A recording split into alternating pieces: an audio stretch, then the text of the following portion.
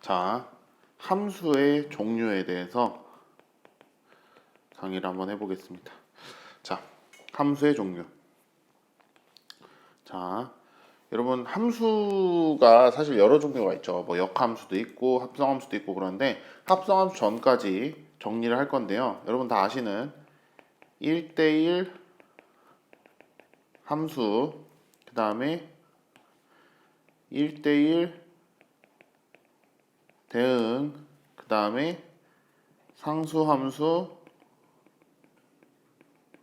항등함수, 요 네 가지에 대해서 먼저 정리를 할게요. 자, 우선은 이 네 가지의 어떤 정의, 이 네 가지가 뜻하는 바를 여러분이 이제 다 알아야 구분을 해낼 수 있어서 이제 이 네 가지에 대해서 먼저 설명을 드리자면 우선은 누구부터 설명할 거냐면 누구부터 설명할 거냐면 상수함수, 항등함수 쉬운 애들부터 설명을 하도록 할게요. 자, 상수함수는 어떤 함수가 상수함수냐? 자, x 주머니가 뭐 예를 들어서 1, 2, 3이 있다고 치고요. y 주머니가 뭐 4, 5, 6이 있다고 치는데 이 상황에서 1이 4한테 쏘고 2도 4한테 쏘고 3도 4한테 쏘는 상황이 벌어졌다 치면요. 자, 이 함수 f는요. 대입한 x값과 관계가 없이 계속 대입한 x값과 관계가 없이 계속 4만 나오니까 우리가 이 함수를 상수함수라고 할 수 있어요. 그러니까 쉽게 말하면 fx는 4 이런 식으로 이 함수에는 x가 관여하지 않는구나. 즉 x가 안 들어있구나. 그렇기 때문에 1 넣어도 4가 나오고 2 넣어도 4가 나오고 3 넣어도 4가 나오는구나 라고 우리가 생각을 하겠다 이 소리입니다. 그래서 x값에 관계없이 하나의 값만 계속 나오는 함수를 우리가 상수함수라고 얘기를 합니다. 상수로만 이루어진 함수다 뭐 이런 뜻이죠. 자, 그 다음에 이제 항등함수에 대해 설명을 하자면요. 항등함수는 당연히 1, 2, 3, 그 다음에 y로 하면 안 되겠구나. x주머니로 똑같이 갈게요. x가 또 1, 2, 3 이렇게 됐을 때, 자, 만약에 1을 넣었을 때 1이 나오고 2를 넣었을 때 2가 나오고 3을 넣었을 때 3이 나오면, 자, 대입한 값이 그대로 나오죠. 대입한 값이 아무런 변화를 거치지 않고 그대로 나오는데 우리가 이런 함수를 무슨 함수? 항등함수라고 얘기를 합니다. 그래서 항등함수라는 건 기본적으로 대표 함수가 y는 x가 있겠네요. 그죠? y는 x가 대표 함수일 겁니다. 왜? y는 x라는 거는 대입한 x 값을 그대로 내분하는 함수니까 이제 우리가 이거 항등함수라고 할 수 있는데 우리가 이쪽 앞쪽 함수에서는 무슨 조절이 가능하냐면 정의역 조절이 가능하죠. 그죠? 정의역을 내 맘대로 왔다 갔다 이렇게도 쓰고 저렇게도 쓰고 할 수 있잖아요. 그래서 그런 면에서 살펴보면 y는 x제곱 같은 경우도 얘는 사실은 전범위로 보면요. 항등함수의 면모가 1도 없는 애예요. 항등함수의 면모가 1도 없는 애예요. 그래서 뭐 예를 들어서 얘한테 2 넣으면요. 4가 나오고요. 이렇게 씁시다. 2 넣으면 4가 나오고 3 넣으면은 9가 나오고 이런 식으로 대입한 게 그대로 나오지 않고 뭔가 바뀌어서 나오는데 정의역을 정의역을 0과 1로만 조절을 하면 0 넣었을 때 0, 1 넣었을 때 1이 나오게 되면서 항등함수가 나올 수 있게 됩니다. 무슨 말인지 아시죠? 그래서 우리가 정의역을 잘 조절하면 이렇게 기존의 y는 x가 아닌 애들도 항등함수로 만들어줄 수 있는데 근데 정의역을 어떻게 조절하느냐? 정의역은 y는 x와의 교점을 사용하면 만들 수 있겠죠. 이건 이제 여러분이 개인적으로 이제 이제 문제 풀다가 보게 될 텐데 저도 이따가 문제풀이에서 이제 이 부분에 대해서 설명을 할 테니까 그때 잘 들어보시면 될 것 같고 정의역이라는 거는 요때 설정하는 정의역이라는 거는 y는 xy 교점을 정의역으로 사용하면 그러면 이런 평범한 다른 함수들도 y는 x가 아닌 함수들도 언제든 항등함수를 만들어낼 수 있다라고 이제 여러분이 기억을 해주시면 좋을 것 같습니다. 자, 그래서 일단은 함수들 중에 제일 쉬운 항등함수랑 상수함수에 대해 살펴봤고요. 이제 1대1 대응이랑 1대1 함수인데요. 중요하다고 제 개인적으로 생각하는 건 1대1 대응이 지금 여기 나오는 것 중에 가장 중요하다고 생각을 해요. 그래서 이따가 1대1 대응할 때 좀 열심히 잘 들었으면 좋겠습니다. 자, 1대1 함수는요.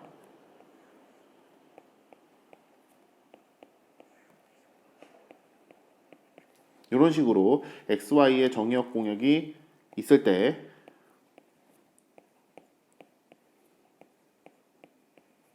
이렇게 x와 y가 조금 작은가요? 좀 키웁시다. 너무 큰가? 네. x, y가 이런 식으로 1대1로 매칭되는 상황, 요거를 이제 우리가 1대1 함수라고 얘기를 합니다. 그러니까 뭐 x1은 1이랑 매칭되고 2는 2랑 매칭되고 3은 3이랑 매칭되잖아요. 물론 4가 남긴 하지만 이런 식으로 어떤 거? x와 y가 그러니까 정의역과 공역이 정의역 쪽에서 공역 쪽으로 1대1로 연결되는 것을 x와 y가 아니다. 죄송합니다. x가 y에 1대1로 대응하는 함수를 우리가 1대1 함수라고 그래요. 여기서 이제 표현해서 주의해야 될 게 x가 y에 1대1로 대응한다고 그랬죠? 근데 1대1 대응을 같이 설명하자면 1대1 대응은 뭐냐면요.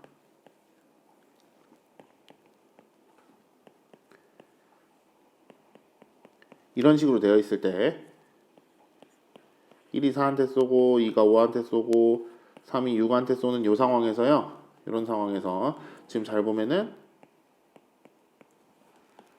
뭐라고 설명할 수 있냐면은 x가 y에 그리고 y가 x에 1대1로 1대1 이렇게 쓰면 안 되나? 1대1로 대응하는 상황이잖아요. 그래서 우리가 이것을 1대1 대응이라고 그러는데 1대1로 대응하는 입장이 x 입장에서만 1대1로 이렇게 x가 y에 오케이? 이렇게 x가 y에 1대1로 x가 y에 대응하는 것을 우리가 1대1 함수라고 하고요. 그 다음에 x 입장에서도 y 입장에서도 양쪽 입장에서 다 1대1로 대응해서 공역이 이렇게 하나도 안 남는 경우를 우리가 1대1 대응이라 합니다. 그러니까 1대1 대응은 여러분이 뭐라고 기억을 하셔야 되냐면 1대1 이거 적으셔야 돼요. 1대1 함수 중에서 공역과 치역이 같은 함수. 여기서 되게 중요한 부분이니까 여기다가 색깔을 칠하겠습니다. 1대1 함수 중에서 공역과 치역이 같은 함수를 우리가 1대1 대응이라고 얘기를 합니다. 오케이? 자, 그럼 1대1 대응이 사실 왜 중요하냐면요. 1대1 대응이 이게 이제 어디다 적어야 될까요? 자, 1대1 대응이 왜 중요하냐면요. 이 1대1 대응이 역함수의 존재 조건이에요. 역함수의 존재 조건. 요거는 이제 역함수 배울 때 얘기를 하긴 하겠지만 간단하게 소개를 하면 역함수라는 거는 지금 우리가 함수가 여기가 이렇게 f가 돼 있는데 거꾸로 쏘는 게 이제 역함수잖아요. 근데 함수의 기본 규칙이 뭐냐면 정의역에서 공역으로 원소가 하나씩 다 연결이 돼야 된다 이거잖아요. 그러면은 역함수라는 거는 이쪽이 이제 정의역이 되고 이쪽이 공역이 되는 거거든. 그럼 거꾸로 쏠 때 이 상황은 지금 연결되는 게 다 있는데 다른 애들 볼까요? 자, 이 경우에는 지금 어때요? 4가 쏠 때 애가 없죠. 거꾸로 쏠 때. 그러니까 이거는 역함수가 존재하지 않는 거고 이 녀석도 쏠 때 5랑 6이 쏠 때가 없으니까 역함수가 없는 거고 이 마지막 녀석은 이제 항등함수라서 역함수가 있겠네요. 거꾸로 쏴도 되니까. 그래서 역함수가 존재하려면 어때야 된다? 1대1 대응이어야 된다. 그래서 1대1 대응이 역함수의 존재 조건이다라고 이제 여러분이 생각을 하시면 됩니다. 그래서 이렇게 이제 생각하시면 될 것 같고 그 다음에 1대1 함수에서도 여러분이 이제 기억을 하셔야 될 부분이 뭐냐면요. 네, 요겁니다. 자, 뭐냐면 요거를 제가 사이즈를 좀 줄일게요. 여기 이제 너무 조금 크게 써놨으니까 요거를 사이즈를 조금 줄이겠습니다. 여기 전체적으로 다 사이즈를 줄여서 이렇게 옆에다 펴놓고 자 다른 얘기를 좀 할게요. 이거 치우고 자 다른 얘기를 할게요. 자 그 1대1 함수에서 이제 여러분이 기억하셔야 되는 내용이 뭐냐면요. 자 이제 옆에다가 가로선이라고 적으셔야 되는데 이 가로선이 뭘 뜻하냐면요. 함수가 이런 식으로 존재할 때 만약에 제가 여기다 가로선을 그었는데 몇 번 만나죠? 이게 세 번이 만나잖아요. 그러면 이게 무슨 말이냐면 이때 y값이 지금 1이라고 합시다. 그럼 이걸 주머니 함수로 표현을 하면은 y가 1인 지점에 x값 뭔가 3개가 같이 y가 1 나오게끔 쏘고 있는 상황이에요. 그럼 이건 1대1 함수가 될 수 없는 상황이잖아요. 맞죠? 그러니까 가로선, 즉 어떤 특정 y값에 대해서 함수가 몇 번 만나요? 이렇게 두세 번 만나는 게 아니라 함수가 몇 번만 만나요? 함수가 골라가다가 특정 y값과 한 번만 만나야 y는 1이라고 칩시다. 그러면은 한 번만 만나야 y가 1인데 x가 뭔가 하나만 연결이 돼서 1대1 함수가 될 수 있더라 라고 얘기를 할 수 있죠. 그래서 1대1 함수를 검출하는 방법은요. 가로선 그어서 교점이 한 개만 발생을 해야 돼요. 이러면 우리가 1대1 함수라고 얘기를 할 수 있는 겁니다. 그래서 1대1 함수는 여기다가 이제 확대라고 좀 더 적을게요. 자, 1대1 함수는 뭐가 더 추가되면 되냐면 자, 1대1 함수는 가로선과 너무 굵은가? 너무 굵죠? 자, 요거를 포인트를 좀 줄였습시다. 가로 너무 얇은가? 아이씨 죄송해요. 아야 5포인트. 가로선과 교점 몇 개? 교점이 한 개. 이렇게 이제 여러분이 기억을 해주시면 될 것 같아요. 그래서 여기다 이렇게 체크를 해주고 똑같이 그래서 이렇게 이제 기억을 하시면 될 것 같습니다. 그래서 1대1 함수는 가로선과 교점 한 개인 걸로 찾아내고 1대1 대응은 역함수의 존재 조건이다 라고 생각을 하시면 되는데 그래서 조금 더 나아가서 가로선과 몇 번 만나야 된다 했냐면은 한 번 만나야 된다고 했잖아요. 가로선과 한 번 만나기 위해서 갖춰야 되는 조건이 있어요. 그게 무엇이냐면 가로선과 한 번 만나기 위해서 갖춰야 되는 조건이 함수가 지금 뭐 하는 중이냐면 올라가는 중인데 갑자기 꺾어서 조금이라도 내려오면 가로선과 몇 번? 2번 만나는 경우가 생겨버려요. 그러니까 어떻게 해야 되냐면 함수가 계속 뭐 해야 된다? 계속 올라갈 거면 계속 올라가기만 하든지 아니면 함수가 뭐 할 거면 내려올 거면 계속 내려오기만 하든지 해야 가로선과 교점이 한 개가 나오는 거죠. 그래서 여기서 얻을 수 있는 결론 하나 더 있어요. 적어야 될 게. 그게 뭐냐? 가로선과 교점이 하나가 나오려면은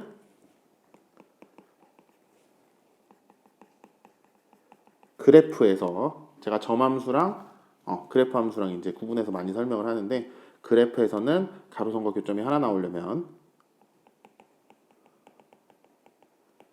증가함수이거나 뭐 해야 된다? 감소함수여야 된다. 요거를 이제 여러분이 중요한 메시지니까 좀 잘 기억을 했으면 좋겠습니다. 근데 위치를 조금 보기 좋게 옮겨줄게요. 제가 아이고 이거 뭐하냐 이거 뭐야 이거 네. 위치를 이렇게 보기 좋게 옮겨줄게요. 자 됐습니다. 자 그러면 이렇게 이제 우리가 중요한 메시지들을 한번 정리를 해봤어요. 그래서 그래프에서 증가함수나 감소함수 쭉 올라가거나 쭉 떨어져야 가로선과 한번 만나고 1대1 함수라고 우리가 얘기를 할 수 있다. 뭐 이런 얘기가 되는 겁니다. 자 그러면은 기본적인 이제 1대1 함수, 1대1 대응, 상수함수, 항등함수에 대한 정리는 끝났어요. 자 끝났는데 여기서 이제 뭔가 하나 조금 더 나가서 얘기를 하자면은 합성함수 전까지 정리한다고 했는데 확대 한 번만 더. 오케이 이대로 할게요. 네, 확대 많이 하면 여러분 어지러울 것 같아서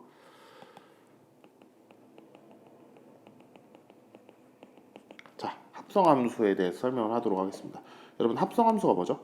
합성함수가 f, gx 이런 식으로 함수 안에다가 어떤 함수 외부의 어떤 함수 안에다가 다른 함수를 이렇게 대입하는 걸 우리가 합성함수라고 하죠. 그리고 이 표현은 사실은 어떻게 적냐면은 요거 이제 제가 너무 막 적은 거고 어떻게 적냐면 합성함수는 f, g 이 중간에 비어야 되는데 f 동그라미 g 이런 식으로 이제 우리가 해서 요건 이제 우리가 합성함수라고 하고 적는 건 이렇게 적죠.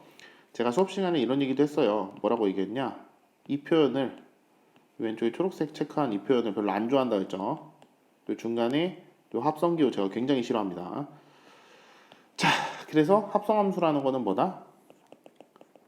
함수 안에 함수를 또 대입하는 것이다 라고 이제 여러분이 생각을 해주시면 되는 거예요. 자, 그래서 합성함수는 이제 문제가 뭐냐면요, 계산이 두 번이에요. 그러니까 뭐랄까, 함수의 시작부터 끝까지의 거리가 너무 멀어요. 이게 무슨 말인지 이해할지 모르겠는데, 뭐 예를 들어서 제가 이제 fgx를 표현을 한다 치면요, 주머니 함수로 표현한다 치면은 주머니를 이제 총 3개 그려야 돼요. 3개가 있을 때 얘 같은 경우에는 이제 어떻게 적을 수 있냐면은 여기를, 자, 우리 지금 그리는 게 뭐라고요? fgx입니다. 근데 그릴 때 여기를 f, 그러니까 여기 써 있는 게 지금 fg니까, 써 있는 게 fg니까 fg 이렇게 써야 될 것 같은데, fg 이렇게 써야 될 것 같은데 그게 아니고요. 거꾸로 gf를 써야 돼요. 그 이유는 여러분 잘 보세요. 지금 이 구조를 보면은 x 값이 먼저 들어가는 게 x 값이 먼저 g에 먼저 들어가고 그 다음에 f의 바깥쪽에 들어가는 거잖아요. 그러니까 x 값이 g에 먼저 들어가야 되니까 g가 앞에 함수가 오고요, 뒤에 f라는 함수가 옵니다. 오케이? 이런 식으로 적어 주셔야 돼요. 자, 그래서 요 거꾸로 적는데, 뭐 예를 들어서 얘가 1이고 얘가 2고 얘가 3인데, 그래서 이제 연결이 이렇게 돼 있다고 칩시다. 그러면 우리가 이 fg라는 함수는 값을 몇 번 집어넣어야 되냐면, 일단 맨 처음에 1을 집어넣으면 그 1이 들어가서 2가 나오는데 그 2가 한 번 더 들어가서 3이 나오는 거죠. 그러니까 계산을 몇 번 해야 되냐면 한 번, 두 번 해야 돼서 내가 대입한 값과 결과값 사이의 거리가 되게 멀어요. 그러니까 뭐에서 뭐 사이에? 정역과 공역, 치역 사이의 거리가 굉장히 멀어요. 그래서 합성함수 문제를 풀다 보면은 가끔 중간 함수를 새로운 정의역으로 잡고 이제 문제를 푸는 경우가 가끔 있는데 처음부터 이제 그런 얘기를 할 수는 없고, 네, 정의역과 공역 사이의 거리가 멀어서 함수가 기본적으로 어려워진다라고 기억을 하시면 되고요. 합성함수는 그냥 제가 설명할 게 이거밖에 없어요. 그 함수 두 개를 그 합성했다라는 거는 어떤 함수 안에다가 이 껍데기 역할을 하는 함수 안에다가 다른 함수를 집어넣었다, 요 정도밖에 설명할 거리가 없고요. 여기는 이제 사실 유형 정리가 되게 중요한 파트라고 볼 수 있습니다. 그래서 합성함수 쪽은 어렵게 생각하지 마시고 그냥 딱 뭐 몇 가지 기억할 게 없는데, 함수 안에 다른 함수 집어넣으면 합성이다, 함수를 합성한 거다. 그 다음에 함수가 합성돼 있을 때 주머니로 표현한다면 이 주머니의 순서가 반대로 돼야 된다, 요런 거. 그 다음에 이제 합성함수는 정의역과 공역 사이의 거리가 멀어져서 문제가 어려워진다 라는 얘기 정도만 기억을 해주시고, 나머지 부분은 제가 문제풀이 할 때 상세히 풀어드리도록 할게요. 자, 여기까지 해서 일단 함수의 종류에 대해서 역함수 빼놓고 함수의 종류를 다 설명했어요.